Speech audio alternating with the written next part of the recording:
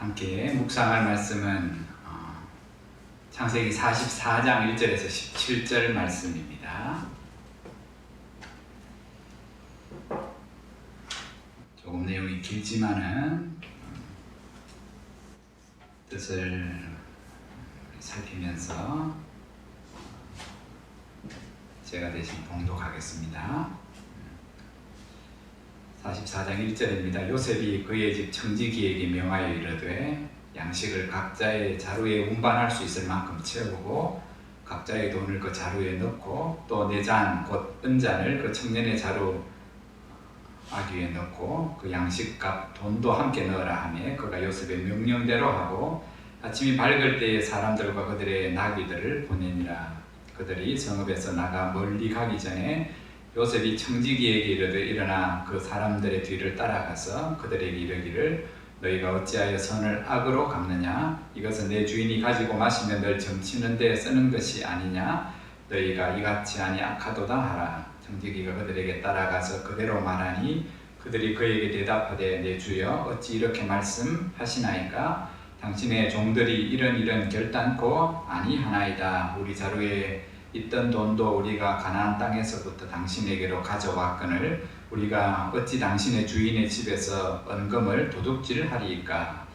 당신의 종들 중 누구에게서 발견되든지 그는 죽을 것이요 우리는 내 주의 종들이 되리이다. 그가 이르되 그러면 너희의 말과 같이 하리라. 그것이 누구에게서든지 발견되면 그는 내게 종이 될 것이요 너희는 죄가 없으리라. 그들이 각각 급히 자루를 땅에 내려놓고 자루를 각기 푸니 그가 나이 많은 자에게서부터 시작하여 나이 적은 자에게까지 조사하며 그 잔이 베냐민의 자루에서 발견된지라. 그들이 옷을 찢고 각기 짐을 나귀에 싣고 성으로 돌아가니라. 유다와 그의 형제들이 요셉의 집에 이르니 요셉이 아직 그곳에 있는지라. 그의 앞에서 땅에 엎드리니 요셉이 그들에게 이르되 너희가 어찌하여 이런 일을 행하였느냐?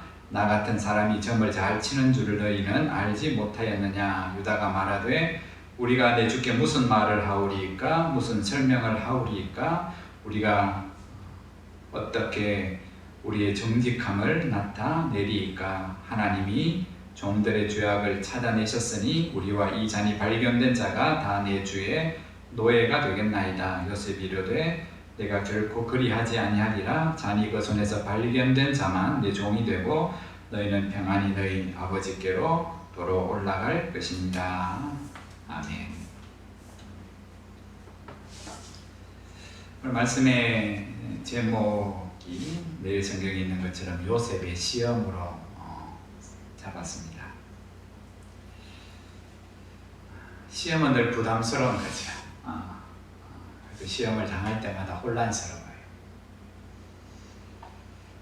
근데 창세기는 시험에서 시작해서 이제 시험으로 맞춰요. 그 흐름을 보면 에덴의 시험이 있어요. 선택의 자유는 인간에게 주어집니다. 무엇을 선택할 건가. 그리고 한참이 흐르면 또 새로운 세대 아브라함에게 하나님이 시험을 하셔요. 하나밖에 없는 독자, 어렵게 얻은 그 자식, 대를 이을 축복의 권한을 하나님은 내게 번제로 바치라. 결정은 네가 하는 거다. 그리고 그 후대에 와서 오늘 요셉의 시험이 창세기를 마무리합니다. 중요한 것은 하나님은 이 시험들을 통해서 하나님 인생에게 확인하고 싶은 것들이 있는 거예요. 목적 없이 하나님이 시험하지 아니하시고 해되기 위한 게 아니라 사실은 선을 위해서 하나님이 우리의 삶을 믿음을 시험하시는데 그 시험을 통해서 하나님이 확인하고 확인시켜 주고 싶으신 것이 있어요. 그게 크게 두 가지예요. 하나는 하나님에 대한 충성, 다르게 표현하면 하나님에 대한 경외, 사랑, 그리고 형제에 대한 사랑. 온 율법과 성자의 내 강령이지요. 시험의 목적은 거기에 있어요. 그리고 그 시험에 합당하게 반응할 때 하나님은 그 사람을 통해서 하나님의 뜻이 이루어지게 하셔요. 창세기 1장을 보면 하나님 우리를 당신의 형상을 따라 지으셨다고 말씀해요. 그 말은 우리의 외모가 그렇다는 것도 뜻하지만 그 말씀은 하나님의 창조의 목적 곧 기대치가 무엇인지를 말씀하는 거예요.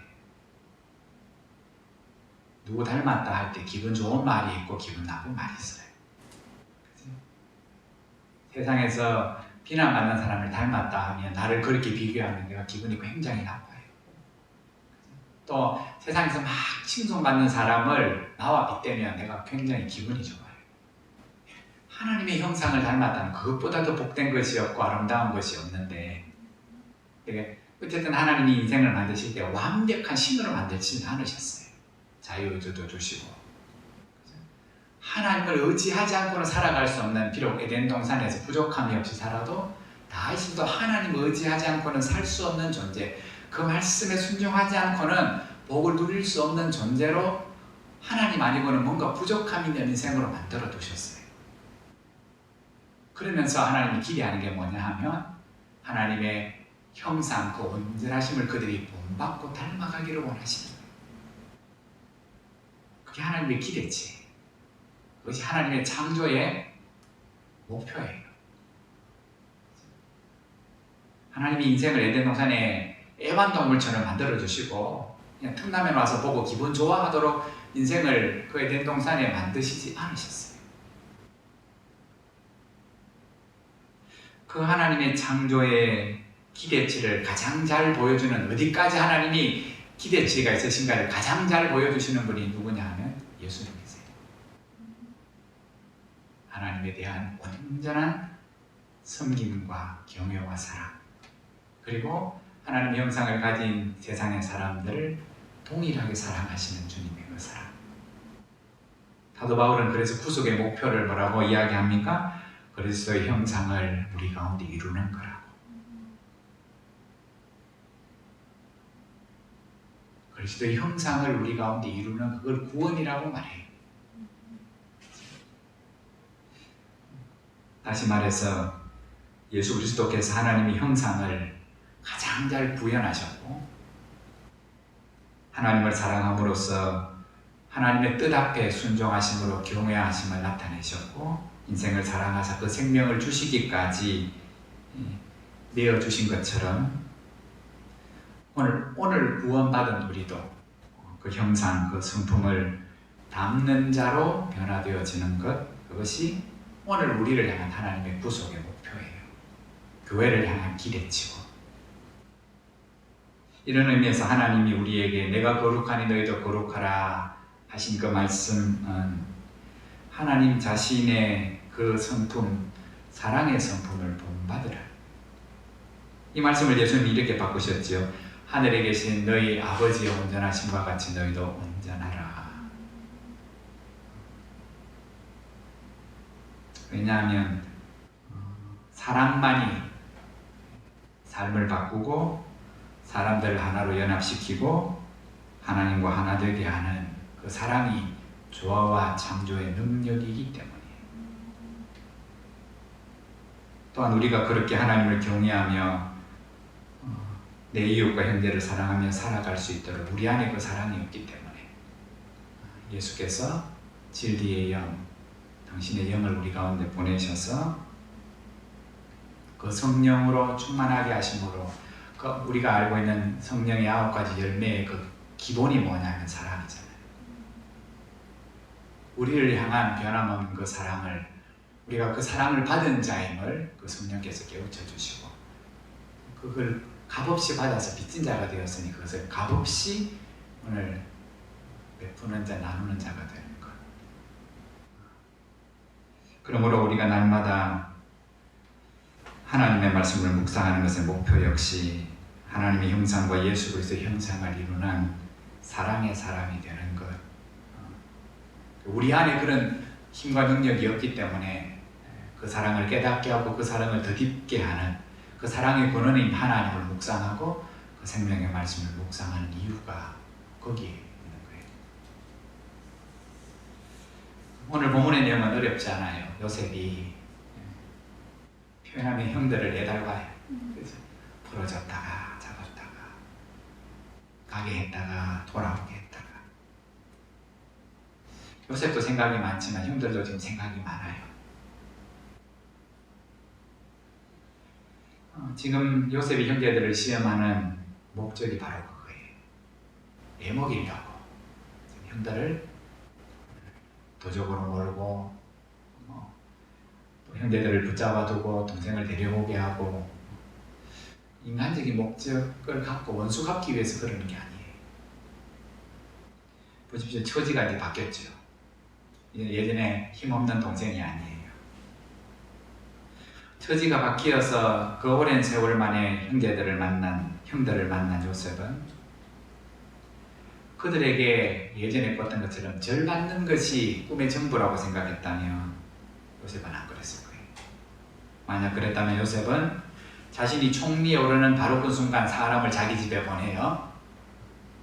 자기에게 수치와 모욕을 줬던, 고생을 하게 했던 형들을 불러 심판했을 거고, 그만큼 성공한 자기 자신을 아버지에게 드러냈을 거예요. 그러나 요셉은 자신이 꾼 그 꿈이 자신만을 위한 꿈이 아니라 자신을 통해서 이루실 하나님의 계획과 구원에 담겨져 있는 꿈이라는 사실을 오늘 요셉은 알았어요. 예전에 처음 꿈을 꿨을 때 아직 잘 모르니까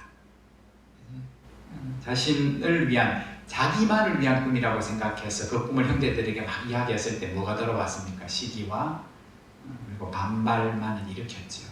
문제만 일으켰어요. 내 중심으로 그 꿈을 해석했을 때 잘 몰랐잖아요. 내가 있는데 형들이 내게 절하되어 있다. 그 꿈 듣고 기분 좋은 사람 아무도 없어요. 안 그래도 미워 죽겠는데. 더군다나 부모까지 오늘 자식에게 절한다는 소리 역시 부모의 마음도 사실 얻지 않았어요. 그러나 애굽에서 20년이 넘는 세월을 보내는 동안 늘 요셉은 뭐를 묵상했습니까? 항상 하나님을 묵상했어요. 그 꿈을 여전히 다 이해하지 못하고 자신의 인생이 그렇게 힘들게 살아가는 이유가 뭔지를, 하나님이 함께 하시는데도 그 고난을 당하는 이유가 무엇인지 알지 못했지만 오늘 요셉은 언제나 하나님을 묵상했어요. 아마 할아버지 무릎에 앉아서 들었던 창세기 25장에 그 하나님이 아브라함에게 하신 그 언약들 늘 들었던 그 말씀들을 묵상했을 거예요. 그러면서 세월이 흘러가면서 그 하나님과 그 말씀을 묵상하는 동안 자신에게 주신 그 꿈이 자신을 통해서 자기 가족을 구원하시려는 하나님의 계획일 뿐만 아니라 더 한 걸음 더 나아가서 아브라함에게 알리신 하나님의 경륜을 이루시려는 크고 놀라운 꿈이라는 사실을 아마 점점 깨달아갔을 거예요. 그래서 요셉은 그 꿈을 위해서 숱한 고난을 참아내고 형들을 향한 복수심도 거두고 그렇게 보고 싶은 같은 엄마 배에서 나온 그립고 사무치는 동생 베냐민을 향한 애끓는 마음도 안 드러내고 자제하고 자기 걱정하고 있는 아버지에게 자기 자신을 금방 드러내지 않는 그 모든 것들을 다 미뤄요. 요셉은 꿈만 꾸는 자가 아니라 꿈을 통해 보이신 하나님의 뜻 앞에 그 하나님을 경외하기에 그 하나님 앞에 복종하는 자가 바로 요셉이었어요. 그렇게 11명의 형과 동생을 만난 요셉이 알아보고 싶은 거 하나는 이기적이었던, 비정했던 형들이 이제 그 세월 동안 어떻게 변했는가. 그래서 여러 가지 시험 중에 오늘 마지막 본문에 곡식을 사러 베냐민까지 올라와서 돌아가는 그 상황에 동생 베냐민의 그 양식 자루에 은잔을 넣고 그 베냐민을 도둑으로 몰지요. 그러면서 확인하고 싶은 것, 그 베냐민에 대한 형들의 태도, 예전 나를 대하던 태도와 똑같은가, 아니면 그 동생 베냐민을 향한 형들의 사랑이 그 가운데 있는가. 13절을 보면 예전과 달리 형들은 자신들의 옷을 찢어매 통하지요. 오늘 자기들은 호언장담했지요. 만약 나오면 누구한테 나오면 그 사람은 죽고 나머지 우리는 같이 연대로 해서 종이 되겠다. 그때 종이 요셉이 보낸 종이 안 그러죠. 괜찮다. 나온 사람만 잡혀가서 죽고 나머지는 돌아가도 좋다. 오늘 마지막에도 요셉이 그러잖아요. 아니다. 그 사람만 책임지고 나머지는 평안히 너희 아버지께로 돌아갈지어다 떠보는 거예요. 안 변했으면 뭐합니까? 내하고 상관없고 안 그래도 미워 죽겠으니까. 아이고 잘됐다 하며 이제는 자기들이 죽인 게 아니라 상황이 그래서 그렇게 되었다고 아버지에게 야곱에게 그렇게 보고하면 끝날 일인데 오늘 달라졌죠? 옷을 찢으며 애통합니다. 동생 베냐민의 아내를 걱정하지요. 뭐가 회복됩니까? 함께 아파하고 아파한다는 건 인간성을 회복하는 거예요. 인간성을 회복하고 18절을 보면 요셉의 주먹에 누가 났습니까? 유다가 뭐라고 말합니까? 하나님께서 자신들의 죄를 찾아내셨으니 형제 모두가 종이 되겠다고 대답합니다. 여러 가지로 사실 규명을 하며 끝까지 우리가 안 그랬다고 뭔가 증거도 내어놓고 정황도 설명할 수 있겠지만 오늘 그러잖아요. 하나님께서 우리의 죄를 찾아내셨다. 죄가 발견되어지면 뭐합니까? 회개해야 되지요. 회개해야 하나님 뭐 하십니까? 용서하잖아요. 그러니까 새로워지잖아요. 참 하나님은 오래 기다리시네. 하나님의 꿈을 이루시기 위해서 그 인생들을 금방 죄를 깨닫게 하시고 바꾸시기도 하지만 오늘 이 야곱의 가정 그 자녀들에게 하나님은 오랫동안 기다리셔요. 오늘 말씀에 보면 형들이 예전과 달리 한 사람에게, 한 형제에게 책임을 씌우지 않고 자기들의 과오에 대한 하나님의 징계로 이 모든 것들을 받아들이죠. 하나님이 야곱의 아들들에게 이루시려는 것, 동생 요셉이 형들에게서 찾아내고자 하는 것, 시험의 의도와 내용은 형제의 아픔, 그 연약함을 함께 책임지고 통감하려는 태도가 있는가? 그 형제가 하나님이 주신 사람이라는 것을 인정하고 그 형제와 그 이웃을 하나님이 나처럼 사랑하신다는 사실을 그게 하나님 경외하는 거거든요. 그 경외함을 중심으로 근거로 부져주신 형제를 그 연약함까지 허물까지 통감하며 책임지겠는가 하는 그거 찾아내시는 거예요. 요셉이 그거 확인하고 싶은 거고 서로를 향한 사랑이 있는가? 엄마는 다른데 다르게 말하면 지금 얼마를 사랑하는가의 행위를 보는 게 아니라 더 근본적인 존재 사랑의 사람인가? 사랑의 사람인가? 그 말은 다르게 바꾸면 말씀의 사람인가? 하나님을 경외하는 사람인가?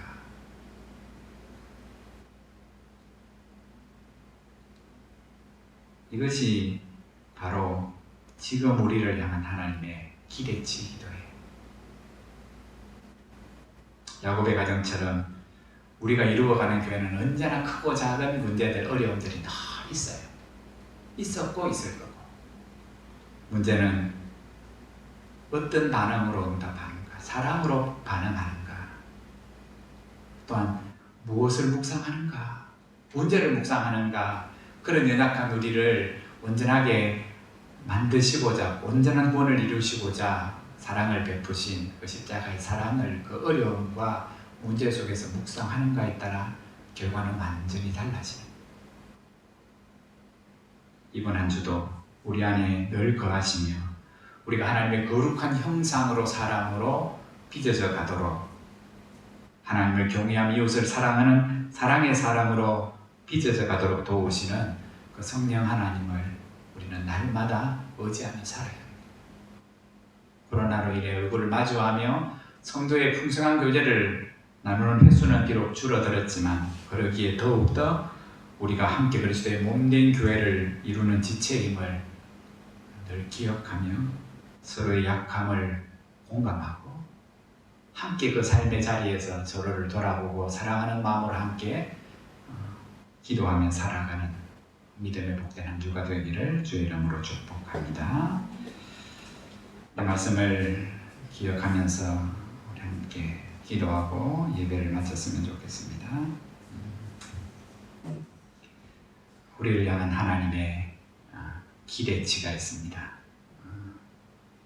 우리에게 삶의 어려움을 주시고 여러 성도를 우리 가운데 붙여주실 때에 우리가 생각하는 것보다 더 기쁘고 놀라운 하나님의 목적과 의도가 있습니다. 하나님, 성령으로 날마다 충만하게 하셔서 하나님의 깊은 마음을 헤아리게 하시고 오늘 하나님의 거룩한 형상으로 우리를 지으시고 부르셨는데 날마다 그 성품을 덧입는 거룩한 하나님의 사람, 말씀의 사람, 사랑의 사람으로 우리 자신들을 바꾸어 주시고 변화시켜 주십시오. 성도들의 이름을 불러가며 연약함 가운데 믿음을 잘 지키며 살아가는 중보의 기도가 풍성한 이 한 주가 되게 하십시오. 한 주간 내가 그렇게 결단하며 살겠습니다. 우리 함께 그렇게 기도하시겠습니다. 거룩하신 하나님 은혜를 감사합니다. 어느덧 무더위가 지나가고 가을이 하나님 눈앞에 찾아온 것 같습니다. 세월이 살같이 지나가며 계절의 변화를 느끼면서 우리의 믿음도 진보하지 않게 하시고 날마다 새로워지게 하여 주옵소서. 하나님 앞에서 늘 깨어 살아가게 하시고 그 말씀을 묵상하며 하나님을 묵상하는 가운데 우리의 믿음이 성숙되어지게 하여 주옵소서. 주님, 오늘 우리에게 바라시는 하나님의 뜻, 하나님의 기대치를 바르게 잘 알게 하시고 우리 힘으로 이룰 수 없음을 연약함을 늘 고백하고 성도의 연약함을 오늘 서로가 함께 지체의식을 가지고 공감하며 하나님 기도할 힘조차 없는 성도들을 위하여 우리가 대신하여 기도하고 헌신하며 우리를 불러 교회되게 하신 하나님의 거룩하신 뜻들을 하나님 그 하나님의 목표들을 이루어가는 저희들이 되어지게 하여 주옵소서. 주님, 코로나로 인하여 함께하지 못하는 성도들이 많지만은 그러함에도 성령 안에서 아름다운 교제, 풍성한 교제가 많아지게 하셔서 오늘도 날마다 조금씩 더 하나님의 거룩한 사람들로 빚어져 가게 하여 주옵소서. 우리의 삶을 하나님께서 생명의 길로 인도하시며 생명사계로 우리를 감싸주시는 한 주가 될 줄 믿사오고 거룩하신 예수님 이름으로 기도드리옵나이다.